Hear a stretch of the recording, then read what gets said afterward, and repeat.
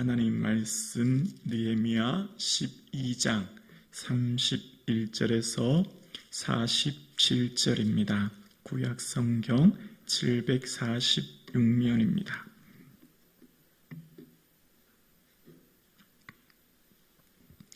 이 말씀은 살아계신 하나님의 말씀입니다. 우리 함께 고백드리겠습니다.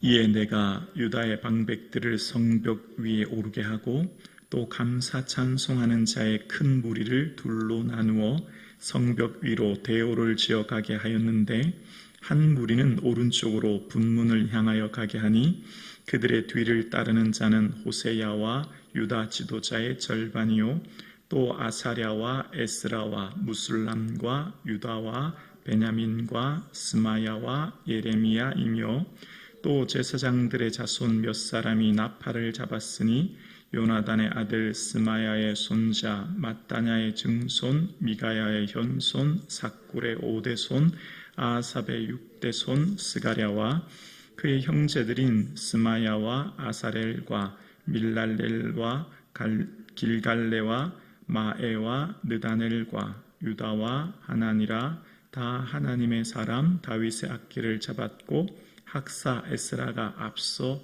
샘문으로 전진하여 성벽으로 올라가는 곳에 이르러 다윗성의 층계로 올라가서 다윗의 궁 윗길로서 동쪽으로 향하여 수문에 이르렀고 감사 찬송하는 다른 무리는 왼쪽으로 행진하는데 내가 백성의 절반과 더불어 그 뒤를 따라 성벽 위로 가서 화덕의 망대 윗길로 성벽 넓은 곳에 이르고 에브라임 문 위로 옛문과 어문과 하나넬 망대와 한메다 망대를 지나 양문에 이르러 감옥문에 멈추매 이에 감사 찬송하는 두 무리가 하나님의 전에 섰고 또 나와 민장의 절반도 함께하였고 제사장 엘리야김과 마세야와 미냐민과 미가야와 엘요에네와 스가랴와 하나냐는 다 나팔을 잡았고 또 마세야와 스마야와 엘라살과 우시와 요하난과 밀가야와 엘람과 에셀이 함께 있으며 노래하는 자는 크게 찬송하였는데 그 감독은 예스라히야라. 이날에 무리가 큰 제사를 드리고 심히 즐거워하였으니 이는 하나님이 크게 즐거워하게 하셨습니다. 부녀와 어린 아이도 즐거워하였으므로 예루살렘이 즐거워한 소리가 멀리 들렸느니라. 그날에 사람을 세워 곡간을 맡기고 제사장들과 레위 사람들에게 돌릴 것 곧 율법에 정한 대로 거제물과 처음 익은 것과 11조를 모든 성읍 밭에서 거두어 이 곡간에 쌓게 하였노니 이는 유다 사람이 섬기는 제사장들과 레위 사람들로 말미암아 즐거워하기 때문이라. 그들은 하나님을 섬기는 일과 결례의 일을 힘썼으며 노래하는 자들과 문지기들도 그리하여 모두 다윗과 그의 아들 솔로몬의 명령을 따라 행하였으니 옛적 다윗과 아삽 때에는 노래하는 자의 지도자가 있어서 하나님께 찬송하는 노래와 감사하는 노래를 하였음이며 수르바벨 때와 느헤미야 때에는 온 이스라엘이 노래하는 자들과 문지기들에게 날마다 쓸 몫을 주되 그들이 성별하는 것을 레위 사람들에게 주고 레위 사람들은 그것을 또 성별하여 아론 자손에게 주었느니라. 아멘. 예수님 더욱 사랑하시는 저와 여러분 되기를 주님의 이름으로 축복합니다. 아멘.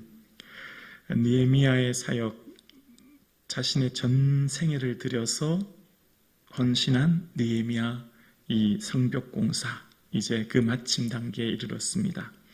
오늘 본문에 보면 이 31절에 이에 내가로 시작합니다. 이에 내가 성벽 위에 오르게 하고 라고 시작하는데요. 느헤미야가 내가라고 하는 말을 쓸 때는 희생이나 결단을 할 때 쓸 때가 많았어요. 예를 들면 느헤미야가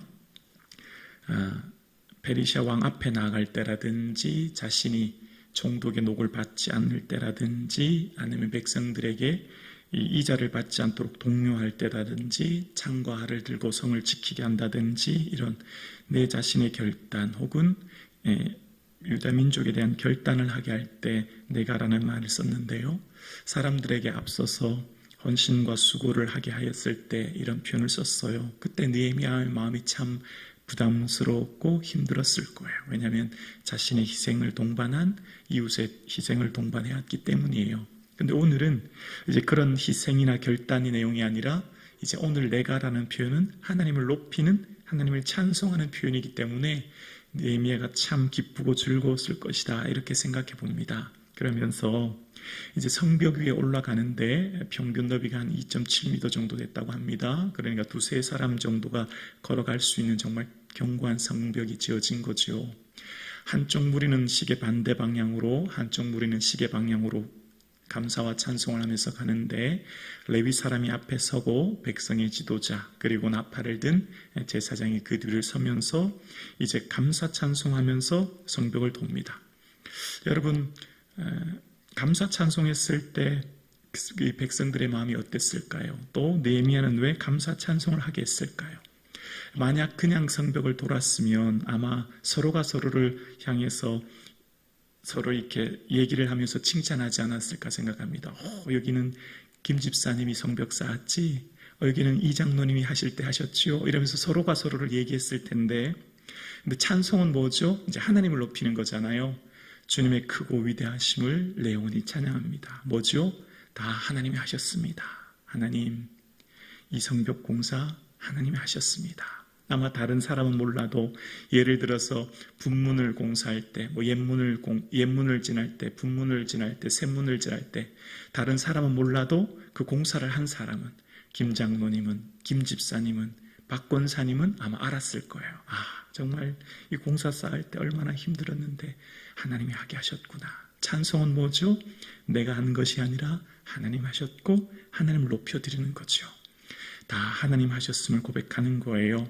그러면서 35절에 보면, 35절에 또 제사장들의 자손 몇 사람이 나팔을 잡았으니, 나팔이란 단어 보이시죠?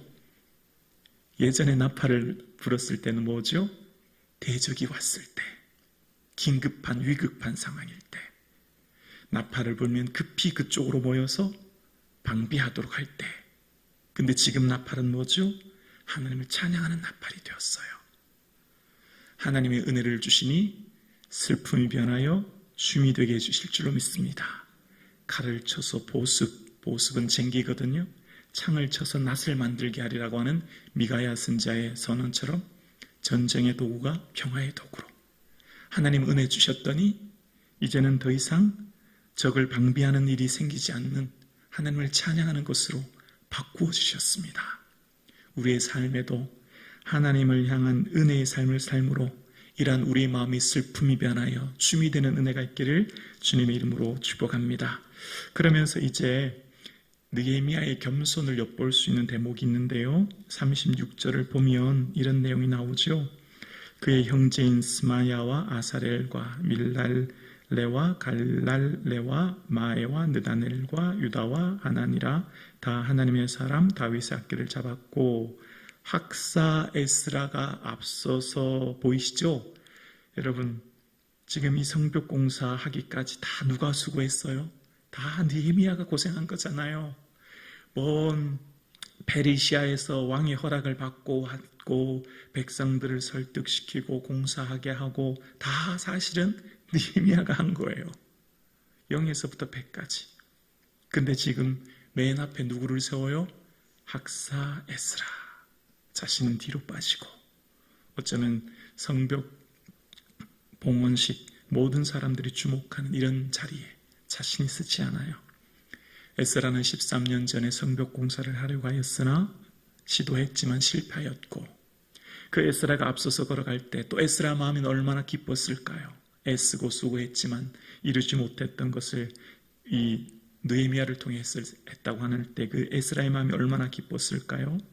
그리고 느헤미야는 어디에 있었을까요? 느헤미야의 위치를 볼까요? 38절입니다. 감사 찬송하는 다른 무리는 왼쪽으로 행진하는데 내가, 느헤미야죠, 내가 백성의 절반과 더불어 그 뒤를 따라 백성들 다 보내고 맨 앞에는 에스라가, 그리고 백성들을 다 보내고 맨 뒤에 나는 아무것도 아닙니다. 나는 무익한 종입니다. 나는 그저 쓰임받는 것만으로도 감사합니다. 이 은혜가 저와 여러분에게 있기를 주의 이름으로 축원합니다. 내가 했다가 아니죠. 내가 모든 걸 이루었다가 아니죠. 바로 이것이 하나님 은혜 받은 자의 특징입니다. 우리의 삶 가운데 우리는 어떤 조그만한 것만 하고 나면 내가 인정받고 싶고 지지받고 싶고 나를 드러나고 싶은 게 우리의 본성 아닙니까? 근데 느헤미야는 이 모든 성벽 공사의 마지막 봉헌식과 함께 하나님을 찬양하는 일에 나는 맨 뒤에 섰다라고 이야기하는 겁니다. 이것이 바로 느헤미야가 하나님을 향한 삶의 자세이지요. 나는 무익한 종입니다. 오늘 저와 여러분의 삶에 이 겸손의 있기를 주의 이름으로 축원합니다. 그러면 어떻게 되죠? 섭섭할 일이 별로 없어요. 나를 완전히 낮추면 별로 섭섭할 일이 없어요. 별로 기분 상할 일도 없어요. 나는 원래 아무것도 아닌데. 이것이 바로 은혜 받은 자의 특징이에요. 교회 공동체를 세우고 하나님 맡겨준 삶의 자리를 세울 때 왜 나는 이런 자리를 맡기나? 왜 나는 이런 시시한 일을 하게 하나? 하고 난 뒤에도 왜 나는 알아주지 않나? 왜 나는 인정해주지 않나가 아니라 그저 하게 하는 것만으로도 맡겨주신 것만으로도 감사가 넘치는 삶 되기를 주님의 이름으로 축복합니다. 그러면서 그 두 무리가 하나님 전 앞으로 모여요. 40절이죠. 이에 감사 찬송하는 두 무리가 하나님의 전에 섰고 또 나와 민장의 절반도 함께하였고 하나님의 전에 모든 두 갈래로 나뉘어졌던 무리가 백성이 서서 하나님을 찬송합니다. 하나님을 찬송할 때 주시는 은혜가 있어요. 여러분, 우리의 삶은 끊임없이 힘들어요. 정말 한순간도 숨쉬는 모든 순간이 마치 파도처럼 밀려오는 고통의 삶을 우리 모두는 살아요.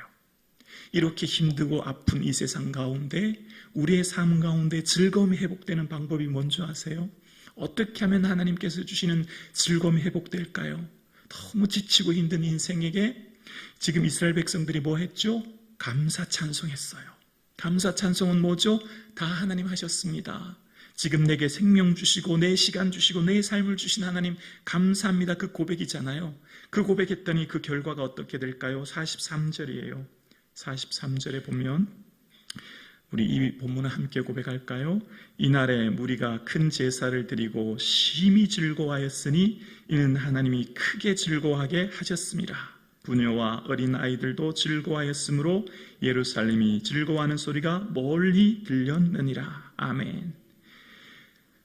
부녀와 어린아이가 크게 즐거워했대. 어린아이까지. 근데 중간에 보면 이는 누가 하셨다고요? 하나님이 크게 즐거워하게 하셨습니다. 여러분, 이 세상을 살아가는데 기쁠 일이 별로 없어요. 그런데 늘 슬픔으로 가득한 이 세상, 염려와 두려움으로 가득한 이 세상, 하나님을 찬양했더니 또 하나님께 감사했던 그들에게 이는 하나님이 크게 즐거워하게 하셨음이래요. 기쁨과 즐거움은 하나님이 주시는 선물인 줄로 믿습니다. 하나님이 하게 하셨다는 거예요. 오늘 예배 드리시는 사랑하는 성도님, 많이 힘들고 어려우시죠? 여러분의 삶의 자리가 참 짐이 무겁고 힘드시죠? 그런데 우리의 삶에 하나님 우리에게 즐거움을 회복하게 하시면 이 기쁨이, 즐거움이 회복될 줄로 믿습니다. 끊임없이 하나님 바라보고 하나님께 감사하고 찬양할 수 있는 저와 여러분 되기를 주의 이름으로 축원합니다.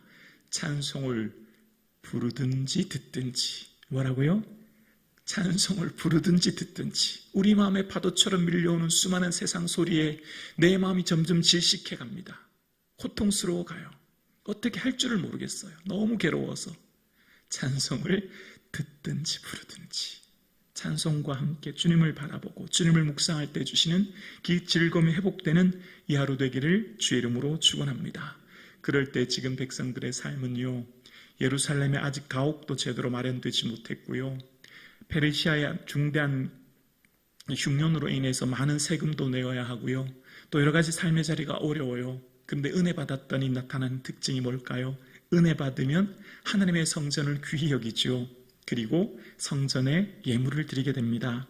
44절에 보면 그날에 사람들을 세워 곡간을 맡기고 제사장들과 레위 사람들에게 돌릴 것 곧 율법에 정한 대로 거제물과 처음 익은 것과 11조를 모든 성읍에서 거두어 이 곡간에 쌓게 하였노니 이는 유다 사람이 섬기는 제사장들과 레위 사람들로 말미암아 즐거워하기 때문이라. 은혜를 받으면 나타나는 특징이 뭘까요? 기쁨이 회복되면 나타나는 특징이 뭘까요? 하나님께 드리고 싶어요. 물질이든 삶이든 뭐들 드리고 싶어요. 기쁨이 즐거움이 회복되어지면 뒤따라오는 게 뭘까요? 드림이에요. 드림. 이건 당연한 거예요. 지금 이 생계, 제사장들의 생계, 그동안 제사장들이 얼마나 힘들었겠습니까? 흉년으로 인해 백성들의 삶이 어려웠고 아마 여러 가지 곡간이 비는 어려움이 있었을 때 제사장들의 삶이 참 힘들었을 거예요. 그런데 제사장들이 마음껏 주의를 감당할 수 있도록 예물을 거제물 처음 익은 것 11조가 드림으로 곡간이 채워지는 은혜가 있었다라고 이야기합니다. 교회는 어떻게 하면 교회의 모든 이 봉사와 헌신은 어떻게 하면 회복될까요? 기쁨이 회복될 때. 기쁨이 회복되면 뭐라도 하고 싶거든요.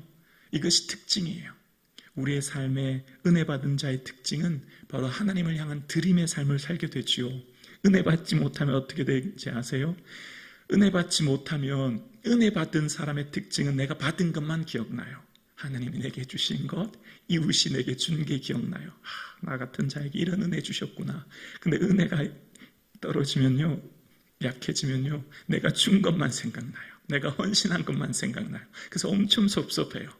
여러분, 우리의 삶에 하나님의 즐거움, 은혜가 회복되어지고 내 삶을 주께 드리는 이 하루 되기를 주님의 이름으로 축복합니다.